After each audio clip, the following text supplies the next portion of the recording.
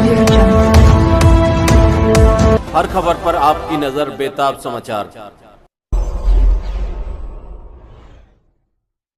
हमारे साथ मौजूद हैं अनिल सागर जी, जो समाज सेवी हैं। पिछले 20 वर्षों से समाज सेवा के क्षेत्र में कार्य कर रहे हैं।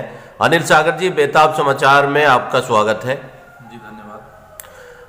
आप लोग चुनाव की तैयारी कर रहे हैं, तो आपको चुनाव का ख्याल कैसे आया? क्या किस वजह से आया कि यहाँ विकास कार्य नहीं हो रहे हैं?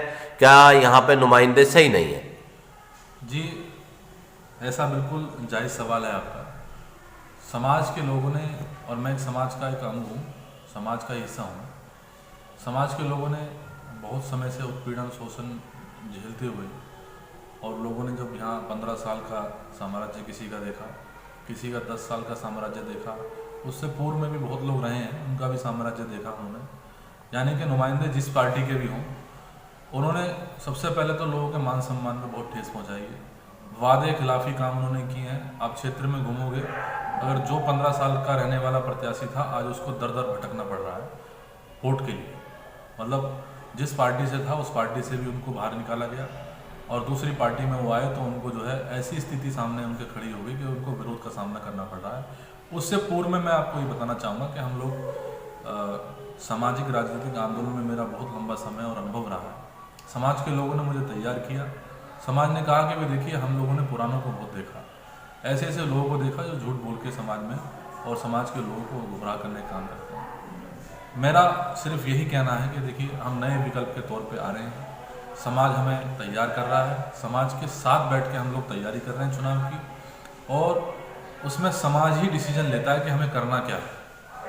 हमारा सिर्फ कहना और करना यही है कि हम लोग चाहते हैं कि आने वाली जो पीढ़ी है, जनरेशन है, उसको किस तरीके से बचाया जाए, उनका भविष्य किस तरीके से सुरक्षित रखा जाए।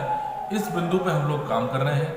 हम लोग काबिल हैं। मैं अपनी अगर बात करूं तो अनुभव के साथ मैं मैदान में उतरा हूं, काबिल भी हूं, संघर्षों से निकला हुआ हूं। जितने भी देश के अंदर बड़े बड़े दलितों के आंदोलन रहे हैं, वो सब दूसरी पार्टियों के लोग एक तरफ नकाब पहन के उसमें शामिल होते होंगे, पर मैंने बहुजन आंदोलन के अंदर अपनी आहुति, अपने परिवार की आहुति और समाज की आहुति दी है, और मैं तैयार होकर मैदान के अंदर आया हूँ। ये सारी की सारी चीज़ें समाज अपने आप एक्सेप्ट भी कर रहा है।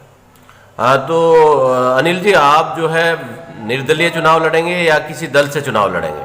देखिए, मैं जितने भी हमारे मीडिया बंधु आते हैं, उनका मुख्य सवाल यही रहता है। मैं इस बात को क्लियर भी कर देता हूँ। देखिए, इस विधानसभा के अंदर दलित और मुस्लिमों की जनसंख्या ज़्यादा है, और उन्होंने ही देश के अंदर सरकार बनाने की भागीदारी रही हो, या देश के अंदर राज्य के अंदर आम आदमी पार्टी की सरकार बनाने की बात रही हो, तो सबसे ज़्यादा वोट देने के बाद ठगा हुआ महसूस किया हम लोगों ने। तो मेरा अपने समाज के साथ साथ मुस्लिम समाज के लोगों से ही अपील है, और मेरा गठबंधन भी उनके साथ है। मेरा सामूहिक गठबंधन, यानी कि मेरी विचारधारा, मेरा समाज, वही मेरा चुनाव चिन्ह है।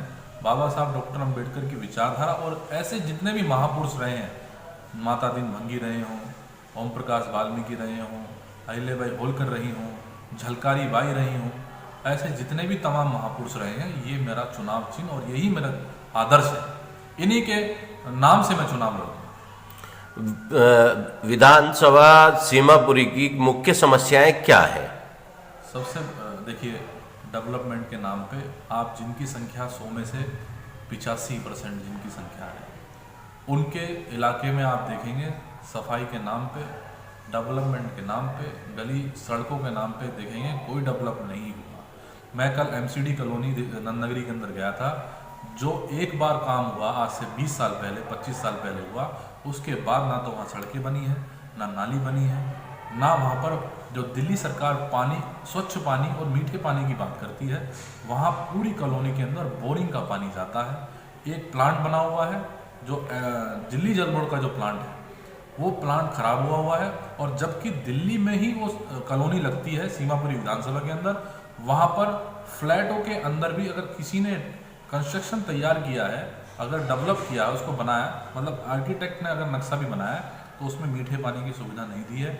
मतलब कि दिल्ली सरकार तो ये कहती है कि हमने बिजली, पानी, शिक्षा और स्वास्थ्य पे बहुत काम किया है। आप कह रहे हैं कि अभी मतलब पानी नहीं पहुंचा है। मैं साक्षात मैं खुद गया हूँ।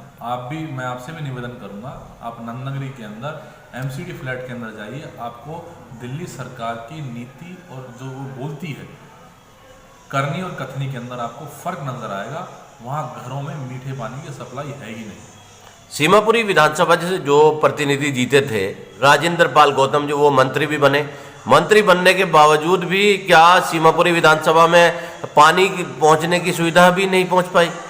देखिए 15 साल 10 साल से पहले जो 15 साल व्यक्ति रहा, आप 10 साल के अगर कार्यकाल को देखेंगे तो 15 साल में जितना काम अगर हुआ होगा ना थोड़ा बहुत, तो 10 साल में जो व्यक्ति आया वो 15 साल से भी पीछे लेके चला गया इस विधानसभा में।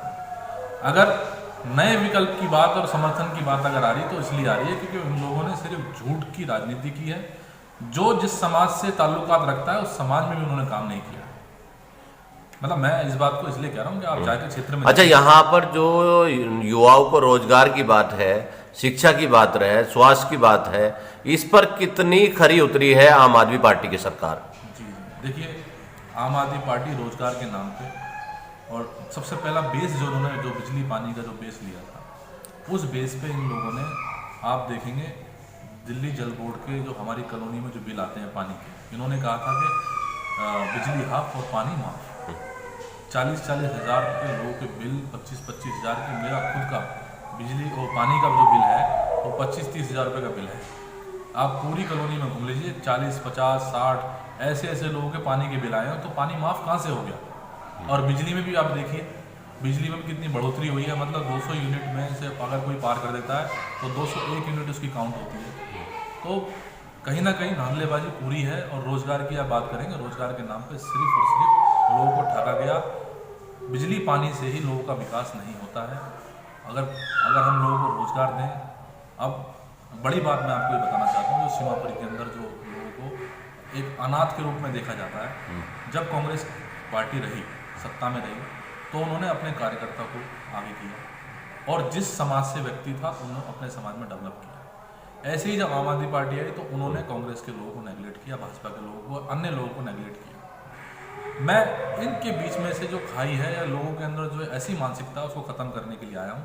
अगर मुझे किसी पार्टी का कोई भी आदमी नहीं सहयोग करता है, अगर मुझे जनता सहयोग करती है, तो मैं सबसे पहले डेवलपमेंट का काम उस क्षेत्र में करूँगा जिन्होंने मुझे वोट नहीं दिया। मतलब मैं इस खाई को भी दूर करने का काम करूँगा। यहाँ पर लोगों को जाति के नाम पे कि भाई ये मोहल्ला इस जाति का, तो हम यहाँ वोट नहीं, यहाँ हम डेवलप नहीं करेंगे। इस पार्टी के लोग ज़्यादा रहते हैं तो डेवलपमेंट नहीं करेंगे। तो इस तरह की जो सोच है गंदी राजनीति, इसको भी हम दूर करने का काम करेंगे अगर आए। बेताब समाचार से बातचीत करने के लिए बहुत बहुत धन्यवाद। शुक्रिया।